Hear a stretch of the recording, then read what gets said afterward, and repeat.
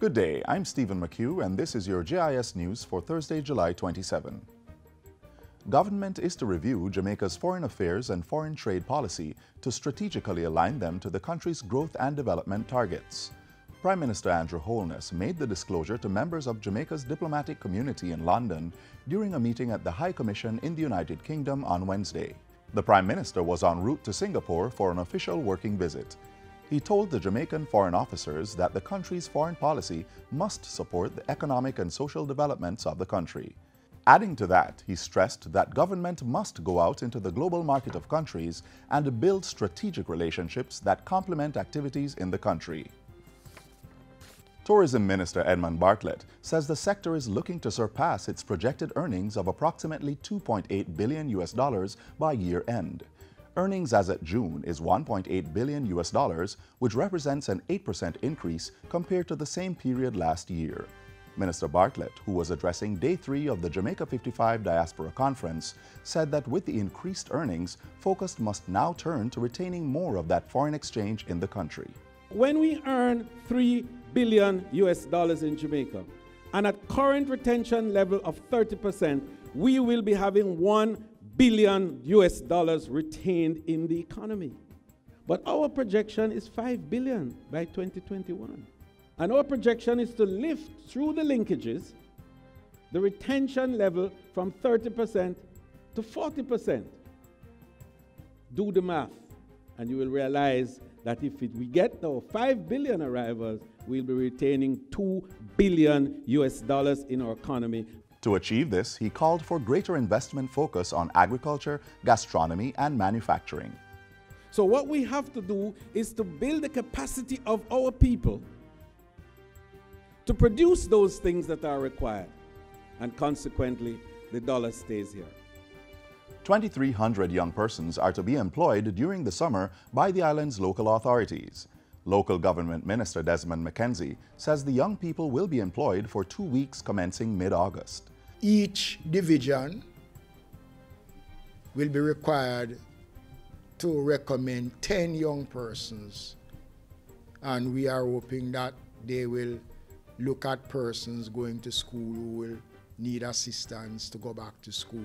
The summer youth employees will assist the local authorities to complete an audit of the country's street lights and will work with the Poor Relief Department to identify vulnerable persons living within communities. They will be paid approximately $12,000 for the period.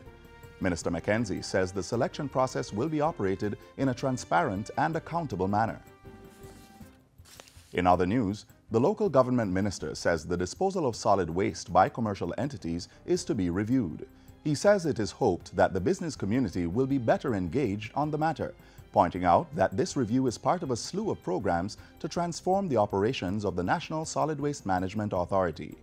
Among new programs being rolled out over the next couple of months is an updated garbage collection schedule. Contact information for sanitation employees will also be disseminated. Nobody will be out of reach. And there are times when I get messages on my phone about uncollected garbage. And by the time I call the executive director, call the officer in charge of a region, I am told, Minister, we are on it now, we're working on it. Minister McKenzie was addressing a recent meeting with sanitation officers of the National Solid Waste Management Authority. The University of the West Indies has launched a Faculty of Sports, a first in the Caribbean. The launch of the UWI Faculty of Sport is a major milestone for our region and indeed for our university, as it marks a reaffirmation of our commitment to the Caribbean people to endeavor to pursue all prospects of development and growth. Representing the Minister of Sport, National Security State Minister Pernell Charles Jr. said it was a true reflection of sport development's value as a catalyst for greater economic growth. We envision that through this faculty, we will experience even greater success in our athletes' performance in general and in particular at our campus here. And finally, Culture Minister Olivia Grange says the Jamaica 55 legacy projects will serve as a stimulus for development while preserving the country's rich culture and creative expressions. One of the end goals, she says, is to transform Jamaica into a cultural and artistic destination.